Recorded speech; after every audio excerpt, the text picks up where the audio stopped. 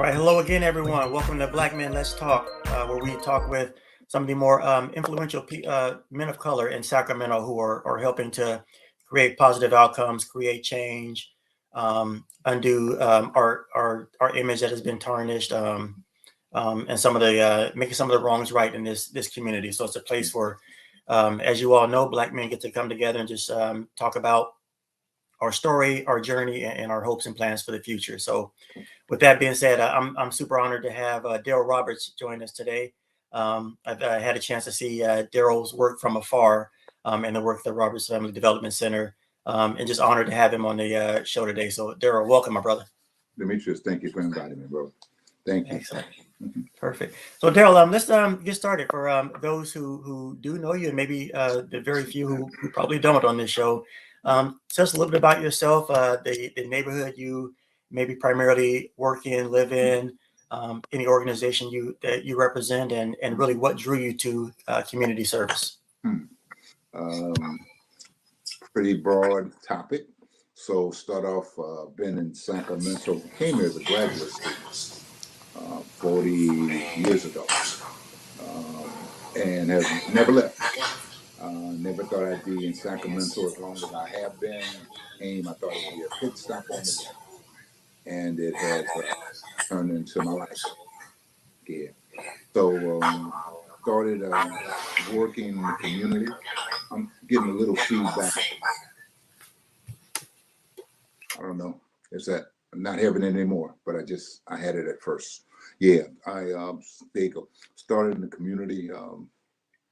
Worked probably after I'd been between the Department of Education and as state capitol, first as a graduate fellow and Senate fellow, and then later on as a staffer, and came to the community of Oak Park, and that's kind of where I landed and where my first professional work started. Initially started in economic development since that was part of my training in college and some of my work at the Capitol. But it eventually evolved into more community-based work, working with the Sacramento Urban League. Before I did that, I was with Superior Valley. I always have to give Hal Brown and Darrell Freeman their props for giving me a chance as a young brother coming from the Capitol. I think I was referred by Sam Walton, and sometimes I mention names just because those are the people who were influential and have been influential in my life. The opportunity that they gave me led me to Oak Park, where I met the president of the Urban League at that time, George Dean, who talked me into and gave me an opportunity to work some of youth programs. And that's kind of where I began doing work in the community of Oak Park. The neighborhood of Oak Park saw me develop over almost a 10-year period, doing work for the Urban League, later on being the original executive director at St. Hope Academy when Kevin first started it. Kind of proud of that work that we did when he started St. Hope Academy and the wonderful things he's done over the years. Some of them I didn't agree with or understand, but that was what his choice, and he's seemed to have done quite well by it. Later on, working with the Salvation Army, I think Dimitrius, you and I first bumped into family. Demond Stone being a player at the Salvation Army and Oak Park Summer League, and back in those days, that's what we created as a vehicle to get young people, keep them safe out of the streets. And at that time, that was our say no to drugs, say yes to the Oak Park Summer Basketball League. That was kind of a little slogan, and we used that. I had a friend, Charles Kidd, who I still have as a friend, who assisted me in helping develop that into one of the largest summer and year-round basketball programs in the region. At one time, I think we had almost 500 kids, young men and young women, from elementary through high school playing basketball between Sac High, Salvation Army, Cal Middle School. And we had traveling teams that developed from that. And you have some pretty good ball players that came out of those years of working, some pretty good leaders, some pretty good young people who developed, both young men and young women, developed based on the opportunities they had. And some of them was not just because of sports, but also some of them who learned how to do organizational development, how some of us, we have certain city and state officials who started around the Salvation Army and Oak Park Summer Basketball. They learned how to do the scoreboard and how to be the team organizer. And they learned through that opportunity that was given to me that we gave to young people. And I think that's been my trademark in terms of trying to give others opportunities. After leaving the Salvation Army, I went to work with Father Keith B. Kinney Elementary School, again in Oak Park. Murray Shelby was a principal at that time. And she and her husband James have always been influential in my life as well as the life of my wife. But Murray was the principal and gave me the opportunity to develop other skills. So I think I understood about programming through the Urban League and then through the Salvation Army, even St. Hope Academy. But I think Murray gave me an opportunity to develop other skills, my leadership, about development, around really how do you get things done. One of the things that Murray was good at is giving me her vision and allowing me to go about the business of making a vision happen. So whether it be acquiring more property at the back of the school, getting portable buildings in the back of the school, the property line is still expanded because of our work together, and the portable buildings that are in the back still are in the back because of the work we did then. The new parking lot, which actually is an old parking lot now. In those days, it was a new parking lot. It was done during that time. And those are things that Murray allowed me to do, working through some of the city officials as well as some of the city agencies and school district. And she allowed me to figure out how to get things done. So negotiating with city officials was part of what I learned. Not being afraid to ask for money for our community was one of the things that I learned. And I think some people at times when they don't know me don't recognize that that's what I think is missing in the equation right now. Our inability to get resources for our community that to benefit our community. And we have the resources, but we don't always have the political will to make it happen. And for me, that's kind of the part where I think we have to be better at. We have to be better advocates for resource development in our community. And that kind of is the genesis from which I do the work today. Excellent. Thank you, Derrell. Derrell, you probably have been instrumental in getting some of the programs started that myself and my cousin Damon and others in the community that have certainly benefited from. So I definitely appreciate it. And yeah, shout out to Damon Stone. I missed his heyday when he was really cutting his teeth and getting to be well known on the Sacramento courts. I think I was away in the military at the time, but yeah, it's a great kid. Yeah. Derrell, you mentioned the political will that Mm-hmm. we sometimes lack that helps us get things done. Do you think, or in your opinion, do you think that if more African Americans from our community sought roles in politics or became actively involved in politics, that would help alleviate some of that? Or what are your thoughts around that? I think that's part of it. I think the other part is a willingness of our community to hold folks accountable. And when I say hold accountable, not just say to them, you do, but assist them in doing, and thereby becoming accountable ourselves to making sure things happen. We can elect the council member ourselves, and they can't even look like us. But if we don't give them an agenda to follow, if we don't give them things that we expect for the 4 years while they're elected, it's tough because you're basically saying you're often are frustrated because you're thinking, why aren't they doing? Sometimes they don't know. The reality is they can only live in one part of the district at a time, one address. That's the rule, and that's part of it. The other real part is our districts are a little more spread out than we probably think about. When I first started, Oak Park was primarily District 5, and now District 5 is Oak Park and part of Franklin and part of South area, and it's been gerrymandered to a point now where you got to recognize that whoever is elected in those spaces and those districts have more responsibility in just one neighborhood. I think in my heyday, Oak Park and Curtis Park were the primary beneficiaries of whatever happened in District 5. Well, things are spread out now. I live now in Del Paso Heights. I live in North Sac, and we serve our families in Del Paso Heights, but the council member represents Woodlake, North Sac, Del Paso Heights. It represents Hagenwood. It represents other parts of our communities that are there, and those are different communities having different needs.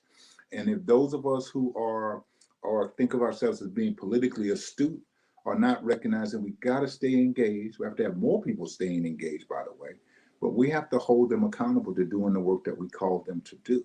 And that can be as simple as taking care of trash pickup to as complicated as coming up with an economic development plan that benefits our community in a different way. One that allows us to be able to say that, hey, we require you as an elected official to stand up for us and fight, and we will fight with you. Most effective neighborhoods and communities are present at city council, and they're not just present there once in a while. They have a constant presence there. And that's an interesting observation when you go on a regular basis. At one point, maybe, probably 3 to 5 years ago, I was fairly visible at a regular, presence, had a regular presence at city council, which gave me the chance to get to know people who, as we began organizationally growing, that was one of the reasons that it happened, because I knew people and I spoke to them and they spoke to me, and I saw them before they went on to the dais, and they saw me as they came off the dais. And it's just important that we recognize that that's the reality of relationship building that brings about political power. Yeah, that's so well said, Derrell. And you're right. I think, we can rest assured that because we have council members that are representing multiple neighborhoods, we can probably say with somewhat certainty that those other neighborhoods are definitely making sure that their expectations are being met. So, yeah, that probably speaks to pretty much any type of relationship. If you're even in your interpersonal relationship, if you're not telling that person what you expect, then they're just going to end up taking you for granted. Well, and it's just that people have a tendency to do what needs to be done right in front of them. And sometimes right in front of them gets the attention. And it's not always the squeaky wheel that makes that gets the most attention, but that space that is willing to speak up about its priorities and its needs have a better opportunity to receive the resources that they need. And that's it. That's just how that works. That's the process that we're a part of. That's part of democracy, but that's also part of our community challenges. How do we do that better? Yeah, that's spot on. Mm-hmm. Tell me, Derrell, more along more broader terms. What would you say? What would you say are your hopes and concerns for your family, your community, and just this country as a whole? Okay. I'm a husband and a dad and a grandfather. So, I got a few thoughts in terms of personal development as a husband. I think, my next 3 to 5 years, as I start kind of phasing out of Robert's Family Development Center, is the recognition that I got to figure out how to be a better partner to my wife. Making sure that I'm acknowledging her needs, her desires, her wants. Where we end up living, where we live in North Sac right now. Is that where we're going to stay? Got to make sure I'm attuned to what she's saying as well, making sure that I'm listening, because that's important to me. Also, how to be a more effective communicator to her, so that she recognizes some of my wants and desires as well. As a dad, I try to stay in touch with my daughter, my son-in-law. They live a wonderful life. Son-in-law's in the military. She is a military wife, but she's also a substitute teacher outside of Chicago. And we have a 13 and 10-year-old grandgirls. So, want to make sure that the world is better for them. I get concerned about, some of the challenges we have in the streets, because those challenges don't occur just in our neighborhood, but sometimes those challenges that we see in our neighborhood occur in other neighborhoods as well. So, the weekend of, I think it was 4th of July, I think, or one of those holidays where there was this shooting in Chicago, outside of, it was one of the parades that was going on, and, somebody, snipers, shot some people. Well, it just so happens my son-in-law was planning to take the girls there that morning. For whatever reason, they weren't able to make it. So when I first heard that, just check in and say, hey, we okay? Well, yeah, they were okay, but the reality is they could have been in the line of fire had they gone to that event.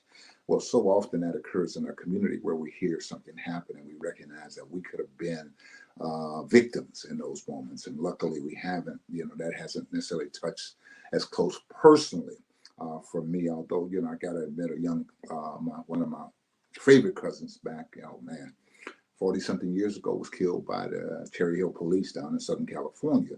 So police violence, police brutality became a personal issue in my family, and trying to deal with those emotions. I think one of your questions asked me about the emotions that are that I think about as we talk about our history as a people, our position as we are today. I hadn't had a question that talked about my emotions, but quite honestly, those emotions are there, and they get pricked again, every time something occurs, and you're reminded just how vulnerable we are as a people, but also how resilient we are, because even though we talk about what has happened, we continue to do, and we don't become frozen in time or frozen in a moment or unable it does not enable us from living and thriving, and that's the important part. So I'm hopeful that regardless of what's going on in today, that my grandgirls, my son-in-law, and my daughter, and my wife, and we have, a fruitful existence down the line. And that gives me hope that, the things that we do today have an impact on that. Oh, yeah. Sorry, I had some mic trouble there. Yeah, Derrell, you mentioned that July 4th. I remember that. I remember that the day that happened. Yeah. And you're right. I think we're so prone, or I wouldn't say prone, but we're so accustomed to violence now that until someone brings up, remember the Chicago shooting? Oh yeah, that was another one. Yeah, I mean, and that's what it's become, and that's the challenge. It's like people's responses to their mental challenges and emotional challenges today are being responded to by violence, and that violence is so the emotional moments can be temporary. The violence is permanent, and I don't necessarily know if people recognize that the violence is permanent. We see things happen in our streets, in a parking lot at a football game, totally away from a football game a couple of weeks ago. And it's a shame because that violence offset a beautiful evening of community spirit and a great football game at Grand High School. And in that parking lot, away from the football game, involving no student from Grand High, by the way, that was a current student at Grand High, who that incident became what we talked about, what we focused on, rather than the fact that we had a wonderful evening at Grand High School. And even though they lost a football game, nobody could walk away upset about the outcome of the game, other than shucks, the Pacers lost. And then to turn on the news the next morning, because I wasn't clued in that night to recognize that occurred. It's like, dang, that happens far too often in our community. And to be honest with you, that's the very same night there were other shootings that we didn't focus on that occurred both in Oak Park and off of El Camino in Sacramento. That's when you recognize some things has to be done. But also that's when you recognize what we've done in the past has not paid off, or still the lack of what we've done we did not do in the past, or not doing those things in the past that we should have done is what's causing this problem today. I'm a big advocate and big proponent to investing in our youth. And sometimes when people ask me, why is it happening today? Because we didn't invest in them in the past.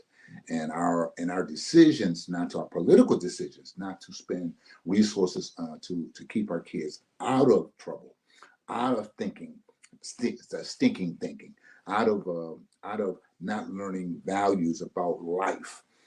Our lack of investment in those things that will prevent that are now paying off in constant conversation around violence. And that for me is the real. Yeah, that's so well said, Derrell, and I agree. We don't invest often enough in the treatment or in the prevention and being upfront. We're spending so much more money now trying to fix the problem, and treatment and locking up, which is a whole nother story, bringing in a whole lot more money. So you're spot on. And I'm so glad you brought up the game the other week. I was at that game as well. First of all, just the way the community turned out, I would say even on the Elk Grove side, it was a fun night. It was an amazing game. It was. I think that's number one. Yeah. the sportsmanship on the field. Yeah. And similar to you, I did not even know about it because it was such a fun night, such a Yeah. fun game until I got up the next morning and my wife said, "Did you see anything in the parking lot? The shooting at the game?" And yeah, I didn't even Unless you what were even on were. that side, unless you were on that side of the parking lot, you didn't see it because it happened in such a way that it was kind of shielded from everybody. So for Yeah, us, for me, I was on the South Avenue parking lot side near yeah, the tennis courts. So I just went straight home. Got yeah, home and kissed my wife and got in bed and wasn't yeah. worried much about anything else other than dang, Grant lost that game, but it wasn't a oh they got killed or oh it was Right. bad. It's a great It was a game. super game, and all Yeah, those things happen. But the reality is that some young person lost their life that night, and that young person is losing their life is a permanent result of somebody's temporary response to whatever happened at that moment. Can't be that big a deal. Couldn't be that big a deal. Not to cause somebody's life to be lost. So those are the moments that it tells me we have to do better as a community. And I'm one of those political animals who say I get involved in politics because I think that that's how you can make things happen. I've been doing that for years, but I'll also tell you that I've become really aware that not enough is being done. And we're fortunate, Robert. You work with IYT. There are other groups out there that are doing work, but there needs to be more. And trust me, there's not enough. And I don't care what anybody says. If you serve 100, we serve 100, and there's 1,000 kids. That's 800 kids not involved with something. And until we recognize those 800 kids deserve something the same way the other 100 that you're serving, under 100 I'm serving, deserve quality adults in front of them, providing them with direction and guidance and mentoring and tutoring. Those are the things that saved us back in the day. For me, I can tell you they did. So I'm here as a result of people who mentored me and tutored me, programs that were there both in New Orleans, where I grew up, but also in California, Los Angeles, where I finished high school, and throughout. And then when I came to Sacramento, as I told you, I tried to create those environments. And I've created those environments for the last 21 years, my wife and I, through Roberts Family Development Center. And that's what it was been about. It's really been about serving young people and their families. Because I think it's important that we recognize you can't try. You can do all you can do with a child, but the way to have a lasting impact is to figure out ways to have an impact on their families. Get mom and dad to buy into the values you're trying to feed into their child. Make sure that you understand the values that mom and dad have, because sometimes you can support them, or sometimes you might assist them in thinking about things differently. Because remember, if we're talking about lack of investment. For me, in our city, lack of investment has been almost that way for 25 plus years. 30 plus years ago, we started talking about gang problems here in Sacramento. So I'm going to tell you that's how long I've been at it. That's how long I've been involved in it. I was doing the Salvation Army 30 years ago. So when I tell you that we were talking about say no to drugs, it was because we had gang activity. Yes, we had gang activity in Oak Park in those days. I'll make you laugh. I recall getting T-shirts donated by Terry Tower, with a member of the Sacramento Kings back in the day. Terry donated red T-shirts to us, and those T-shirts came out. Everybody said, "Oh, Mr. Roberts, we can't wear those T-shirts. They were so beautiful." Oak Park Summer League T-shirts. I'm sorry, we gonna wear these shirts. And I told everybody who needed to hear, this is our game, baby. This is what we gonna do. Now, let me be honest with you. I sure did get some of the fellas in the neighborhood to recognize why we had red shirts. And I sure right. did tell them, now, I'm not dumb. I know what I got to do to protect my kids. Yep. Bruh, do me a favor. Recognize their red shirts say Oak Park Summer League on it. Sponsored by Terry Tyler. Literally had that way. And that's what we were wearing. But that was gang activity back then. So it's not like it's brand new to us. We invested in those days in that. We tried to get the city 25 years ago to come up with a gang tax to address gang activity. And it was not even put on the ballot. And people don't realize that's where problems exist. So 25 years later, the kid who was 5 or 10, who's 35 right now, if they didn't get involved with Oak Park Summer League or something like that, IYT wasn't here just then. So, and people got to recognize that's the challenge.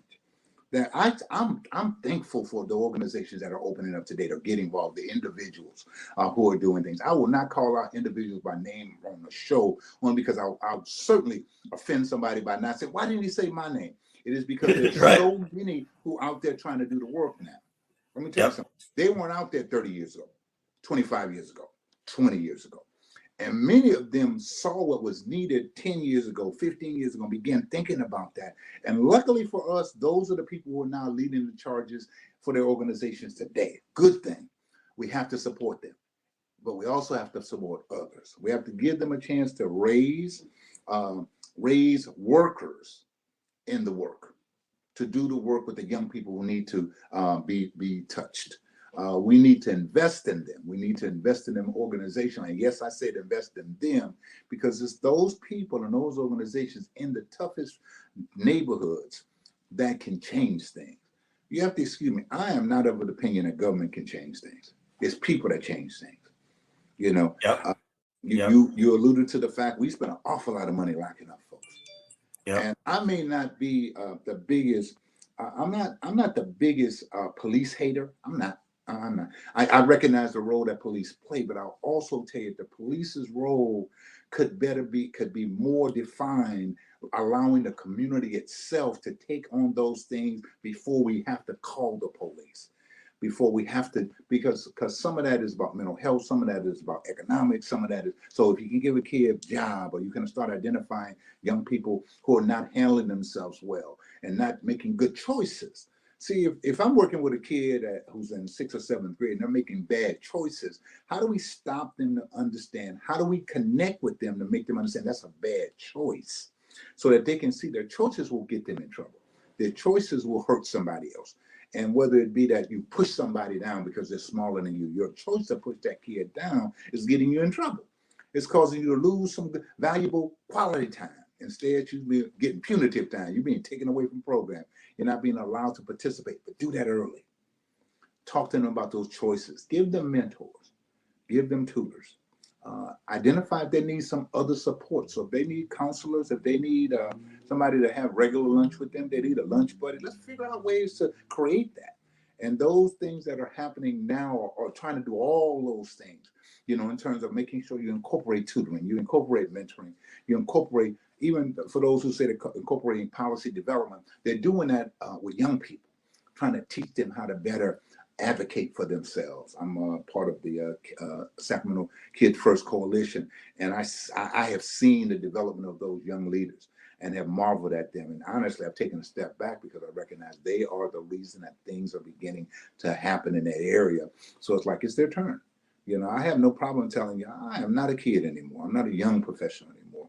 You know, and some people say, Mr. Roberts, you're so youthful. Yeah, but I got 62 years plus of being youthful. And you just got to recognize, I know the real. You know, and I'm not trying to, you know, I'm not trying to do that. I'm not trying to be in those spaces where others are now. I'm not trying to, and I don't even feel a need to be in those spaces because there are people in those spaces. The opportunity to talk about the positives that are happening in Sacramento is because they are doing those positive things as well. And no longer can you just point to one organization or two organizations. There are multiple organizations out there doing good stuff. Yeah. Yeah. I'm so glad you mentioned that. There are a lot of organizations, and and I'm not privy to everything that goes on between organizations, but just the way nonprofits work and fund development work, sometimes we're kind of pitted against each other, whether externally or internally. But I'm so glad you mentioned. I completely agree. There may be one thing that this organization doesn't have that resonates with this kid, but this organization does. And as long as we're pouring into all of those organizations who have that kid or those kids that identify with that mission, That's it. yeah, we all can provide something. I think what people get caught up in is the lack of resources. We don't talk about that. Limited resources cause that competition, right? So I'm going to tell you that's why I'm supportive of. I'm on your show, so I might as well talk about Measure L, the dedicated youth fund. Supported because that's $10 to $12 million available for youth activities that are done by both city agencies, nonprofit agencies, and others working with our kids. And see, you hit it on the nail on the head when you said some organizations reach that kid, some organizations reach that kid, some other organization reach that kid. See, no, not one of us reaches across the board. I will tell you, not every kid fits the model of a kid in Roberts Family Development Center. And what I say by that, over time, you recognize I don't want to be there every day. Well, that's what we require you. We need the doses of positive attention in your life. We need to see you Monday to Friday. We do. We need to have you in program from 2:30, 3 o'clock to 6 o'clock. And that's because we have a structure in place. Not every kid wants to do that. Not every parent wants a child in that. And you have a right not to do that. But I'll tell you, there's somebody else who might fit your needs. Maybe my baby only wants to deal with sports. Okay, there's a little league basketball program. There's something going on. There's a music program. Or excuse me, there are not enough music programs. There are not enough spoken word programs, but they are there. Those are options that your child can know about. It's on us to make sure that funding that allows us to expand those services. So there's enough music programs, there are enough arts programs, there's enough spoken word programs, there's enough sports programs, both in school as well as out of school. Because every kid is not going to be good enough to play for Grant High School, but every kid who has an interest in football should be allowed the opportunity to try to play. You know, and they don't have to play flag. They don't play tackle. They can play flag. They can be a cheerleader. They can be in the band. They can be, you know, in the drum line. There's a lot of things that we should make sure children have options, because you know the truth is, in those neighborhoods where we don't talk about these problems, they have those options. They are there. Yep. You're right. Tell me what you want to tell me. I know that. You know, I know I go certain parts of Sacramento County or the region, and I can tell you in those neighborhoods, they have options. Options. Yes. So when you tell me there are options available to those kids, when kids choose not to be involved in any of those options, in some cases, I think a child is making the choice. But that's also a child, quite honestly, who has the options of maybe having some mental health support that they might need. And see, and that's, to me, is the difference. We need to have options in our community. We need to be given an opportunity to have options. That's where elected officials come in. That's where fighting for resources come in. I'm one of those who remembers, and I've been around long enough to remember Bonnie Pinnell and Sam Pinnell as city council members. And I remember how they fought for Meadowview, how they fought for South Sac. And I don't care what you tell me about Bonnie and Sam.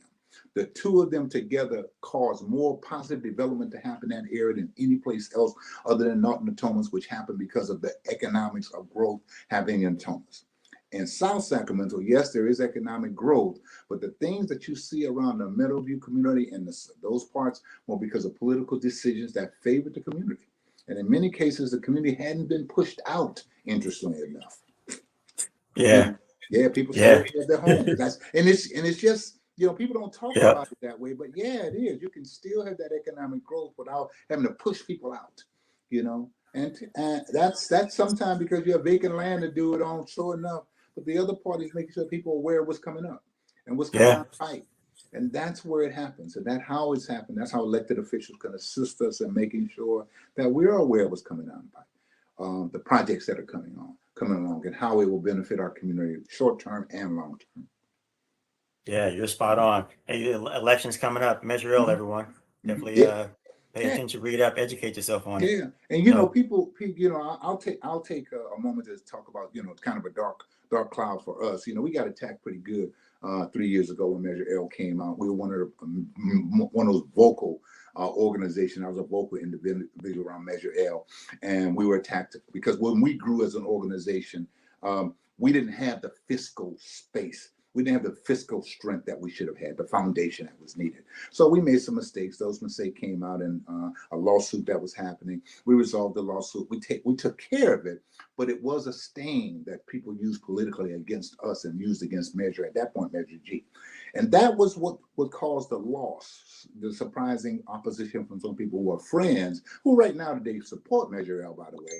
You know, that also was the reason. But quite frankly, a lot of what happened back then for us caused Measure G to lose. I've been personally a little more quiet on the Measure L front, first of all, because I have young people in our organization who are Shelby Oliphant specifically, who have been our organizers, who've been doing the work for us organization. I don't have to do that anymore. I don't have to be that, because I recognize even when my name is mentioned, a reporter who doesn't like us or doesn't like Measure L will quickly say Derrell Roberts. Oh yeah, I remember back in the day.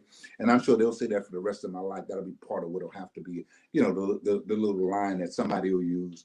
But I'm okay with that, because that was because we were fighters for what we feel was correct and what was right. And I believe today the right thing for the city to do is invest more in young people. Invest more in young people. Yeah, I appreciate that, Aaron. Thank you for providing that clarification Mhm, and just giving a different side than mhm. other people have probably heard Well, or have read about.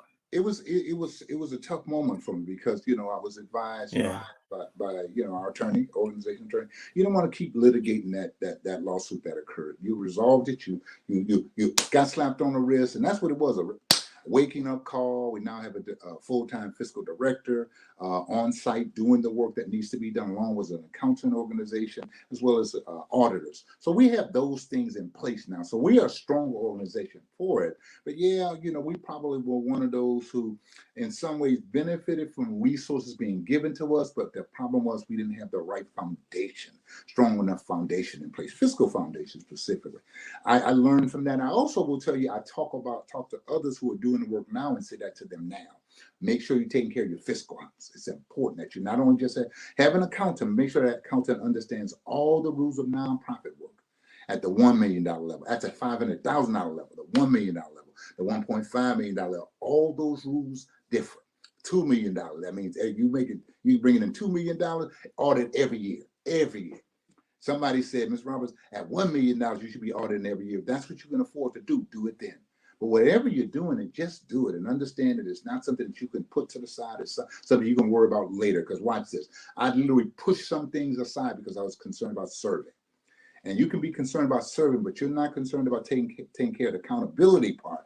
That's when you run into problems. We ran into problems. We dealt with them. We got through it. And frankly, Dimitrius, I will tell you, COVID was, for organizationally, COVID happened, and it allowed people not to focus on that, but focus on our ability to serve.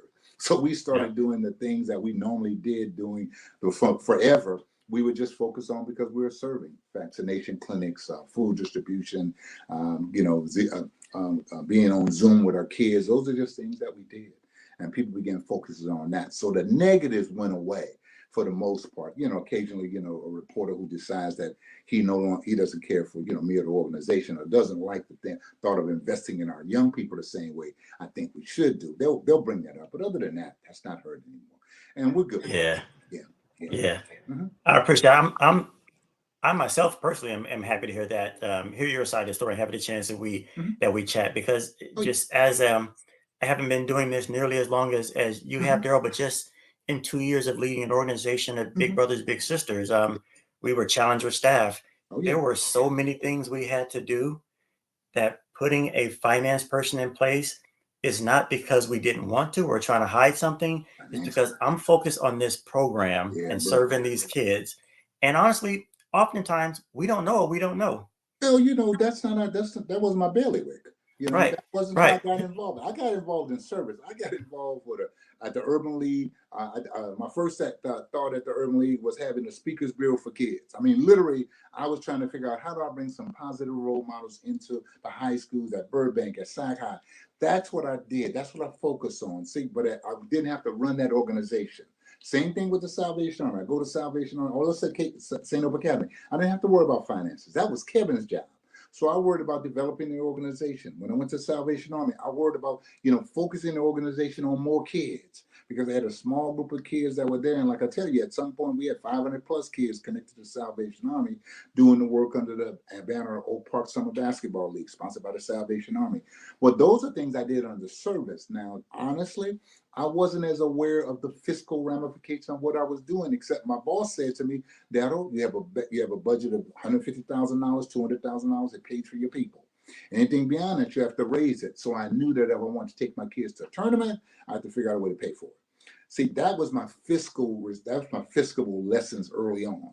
Now you can do that, but it's nobody who's going to tell you all of it until you have to learn it. And sometimes we step into spaces. So I go from the Salvation Army to the school district, which certainly didn't bother me about the monies that we spent at Keith B. Kinney, because that was Mrs. Shelby's responsibility. My responsibility to find resources to do the things that we want to do at Keith B. Kennedy. So all I did was then finding resources for those add-on things. Not until I went to the Roberts Family Development Center and I became the point person for everything did I understand, whoa, the enormity of the responsibility. So when people call me and say, I want to start a nonprofit, I say, stop. Are you sure you want to do that?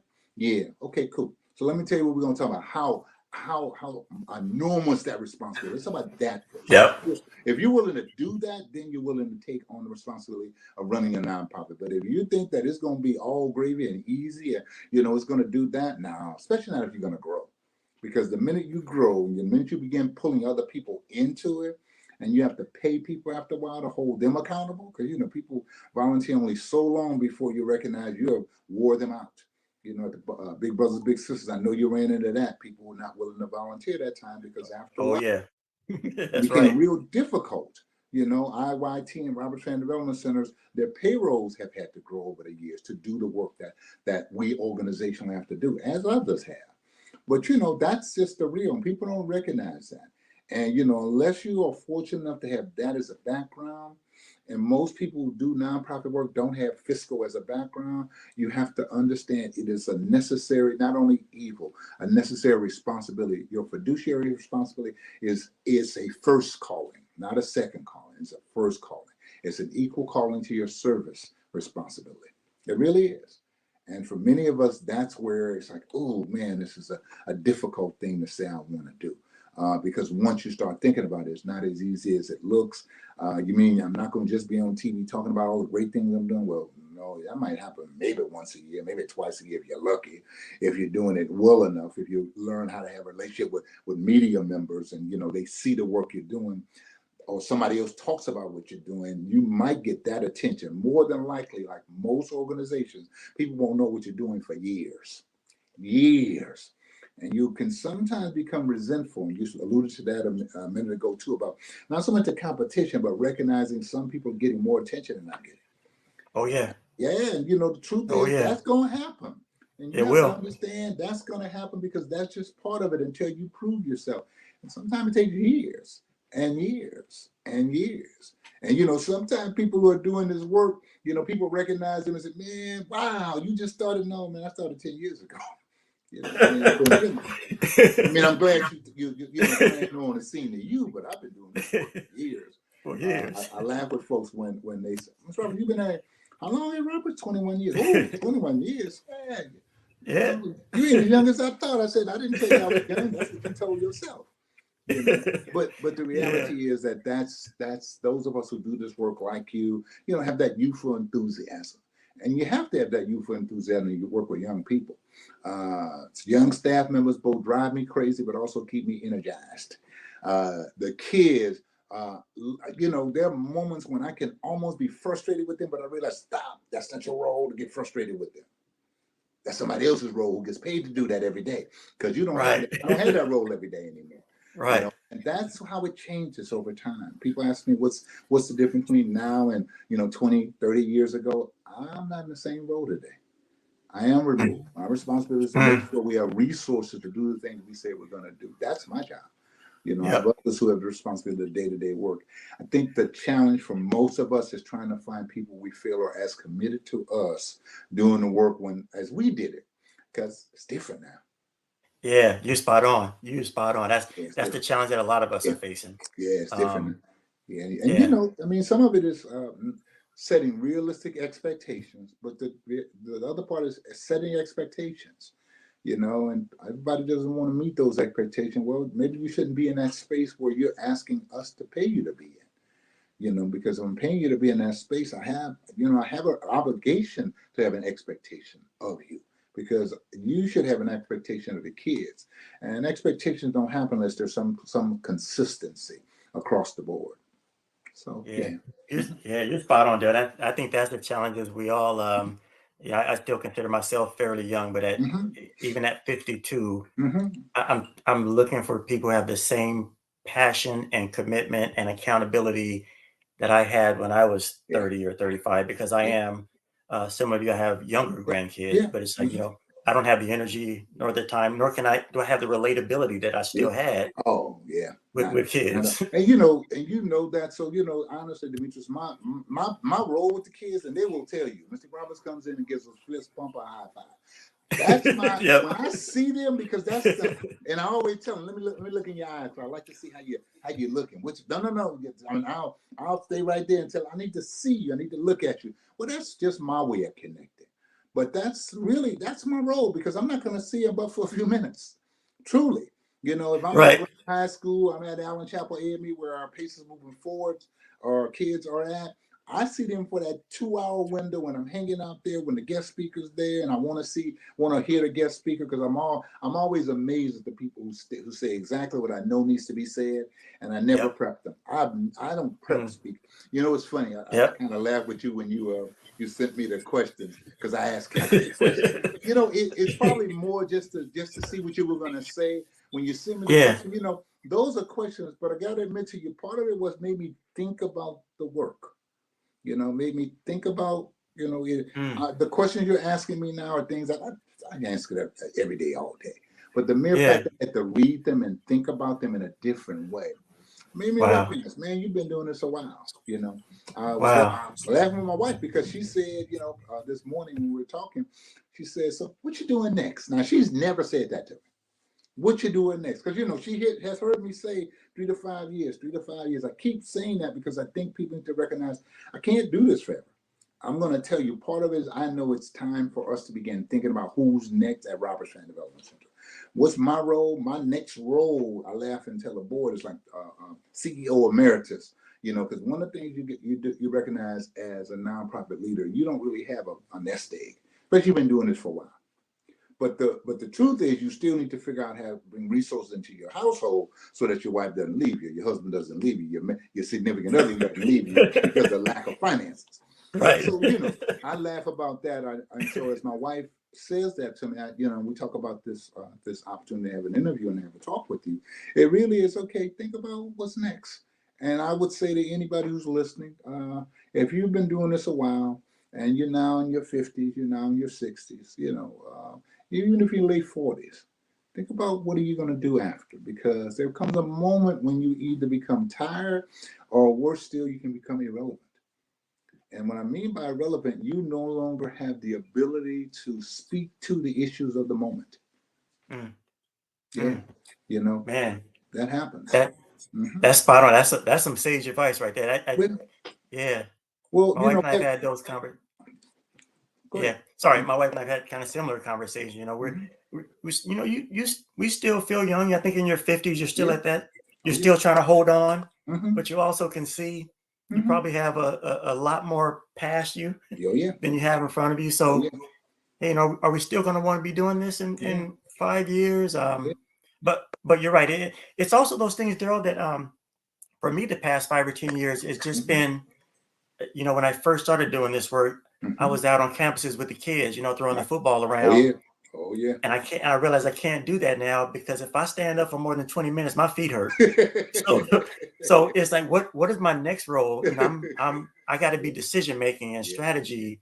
And it's like you say, in front of the cameras. I would love to spend time with the kids. I miss that, but after like 30 minutes, they draw a lot of energy out of you when you get to a certain age. When you think about it, for most of us who started this work, the hardest part is not being with the kids on a regular basis. And some people can't transition. That's why they can't be administrators or organization leaders.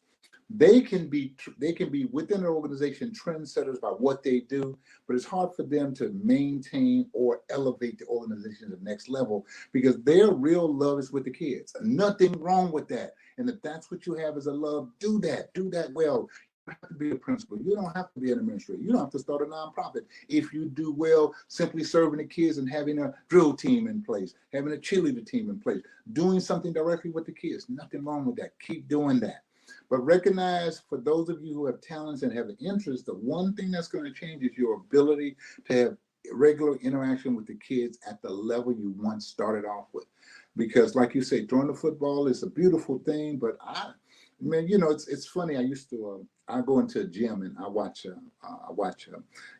administrators or staff members doing things. This is a true story in the Salvation Army. I used to bar certain staff members from even going into the gym. They were good basketball players too. Oh no, you can't go in the gym.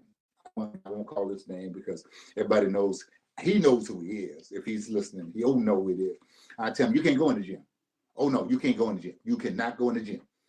What? I said, yeah, you can tell it's hard everybody going in the gym. You can walk in the gym and walk out the gym, but you cannot go on the basketball court at all.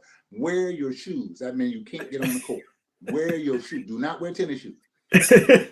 And it was just because I was trying to say to him, yo, you're going to change and be an administrator, so you have to get away from being drawn into doing the basketball thing, because that takes 45 minutes to an hour of your time, because that's how you look at it. So rather than spending that 45 minutes an hour on that, you need to spend 2 minutes waving at that, hitting the ball, throwing it to somebody and walking out.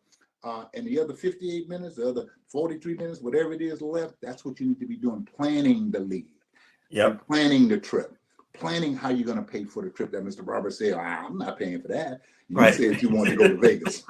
How you going to pay for it? But that's what happened. That's how I learned. Because like I tell you, my CEO at the Salvation Army back in the day gave me a budget. This is your budget. Anything above that, brother, is your responsibility. But that's how I learned how to raise money. That's how I learned fundraising. That's how I continue to do it until today. That's my everyday thing, raising money, figuring out partnerships, what's next. We had a golf tournament yesterday, Dimitrius, and right after golf tournament was over, I was thinking about next year's golf tournament and how I can do something better to make it better me. But that's as an administrator, that's my responsibility to think about how we can do it better. And this is and literally that's how I thought. That's what I was thinking. But that's because I'm not thinking so much about playing golf yesterday. I'm not. People say, Derrell, you're not playing, bro. You're not gonna play. I said, nah, I might put once or twice. And if I go to a hole and somebody requires me to hit because they're by themselves, okay, I'm gonna hit a ball. But trust me, I'm just gonna hit one ball and I'm gonna get our first one, not as good as I like to be. But more importantly, that's not my role anymore. So playing in a tournament that I'm a part of, no. If I want to go play in a tournament, I'll go do that somewhere else. I don't want no responsibility. Make you laugh. We used to organize concert series in Oak Park. Oak Park Summer Concert Series was that we used to do too. And when you're in it, I was in it. I was going to organize, so I had a responsibility. From the beginning to the end, that was our responsibility. And we took pride on having no problems between the start of the concert and the end of the concert. Now, 1 hour later, what happened in the park, that was something else. Wasn't us. Wasn't no concert. Literally, that's how we thought. But I'll tell you, but if I wanted to go enjoy a concert, I couldn't enjoy it. I couldn't enjoy it there. People don't understand that, but I couldn't necessarily enjoy it there. What I had to go to another place to enjoy the concert. So, that's on that. Sometimes I go and observe others doing the work. I go to football game to watch the game because as long as I'm not in the role to have to be Mr. Roberts and that focus about everything, and that's a little hard. That is truly hard. I can enjoy it, because if I go to the San Francisco game or I go to the Raider game, I go to the Kings game, or the Kings game a little different because in Sacramento, I unfortunately become you're recognizable. It's a different world, and I know I created it, so I'm going to accept it for what it is. But I go to other places to enjoy myself, and that's literally it. And I think one of your questions I saw was, how do I enjoy myself? I'm trying. I mean, I really am trying on finding ways to simply enjoy myself. Golf is an enjoyment, can be frustrating, but I do that. Resting sometimes is an enjoyment. I will tell somebody in a minute, what you do this weekend? Nothing. I mean, I don't feel guilty not going to every place I used to go to every Saturday and every Sunday, being at all the spaces, 2 or 3 stops during the course of the day. I don't have a problem with that anymore. Dimitrius not doing it. And if it means that because I wasn't there, that it didn't work, then it wasn't working anyway. Please don't put me on it. It worked without me being there. And I told you it was going to work. I know it's going to start on time. I didn't have to be there. And I really recognize that after a while, those of us as we get older, we got to know that. That's how you can enjoy this life. Because if you get caught up in, I got to be at everything. I'm the party don't start till I get there. That's that mentality. Like, no, truthfully, that party's going to be fine without you. It's going to be fine. I appreciate hearing that, Derrell. I think one of the things for me as well, just as you get older, to your Hmm. point, you're right. Just the weekends where I didn't do anything, or the Yeah. weekends where something I wouldn't have really thought would be enjoyable, or maybe I did every so often when I was Hmm. younger, but now I look forward, like going to Apple Hill Yeah. with my wife. Like, yeah, we just went to Apple Hill and walked around, had some pie, and that was the most relaxing weekend I've had in a Hmm. couple. I didn't have to worry about work. Um, you're right. It's finding those little things and spending time, and maybe a little quick trip to the coast or Yeah. something Yeah. is probably some of my best and most favorite weekends now. And for us, I think we have to do, I know me and my wife we have to do that more. Those Yeah. pieces. We've never really been to Apple Hill to do that piece. We've been this close, and the kids go to Apple Hill, and we send them there a bit, but we haven't. So honestly, you will probably might bust me up at Apple Hill one day. Look at that, Yeah. who not trying to see me? Hey, what's going on? I'm Trying going. to hide. We go it's there. it's just Mhm. it's a fun little getaway. Yeah. So Uh-huh. man. Well, hey, Derrell, man, it's been a pleasure It's just been a getting to pleasure know you. talking. Like I've said, I've Right. seen you in various spaces. I've seen you at speaking at meetings. It was an incredible pleasure just to sit down and have some Thank you. time to talk with you and learn more about you. I appreciate you giving me the chance. Thanks to Rolanda also for making this available. Yes, But really, I appreciate that, and thank you for inviting me to participate. Anytime you want to have a brother involved, I don't have a problem doing it. Okay. I sure will. And I look forward to speaking with you and maybe even being in some of the same spaces doing the work in the future. Sound like one, brother. Take care of yourself. Awesome. You too. Have a great weekend, Derrell. Take care.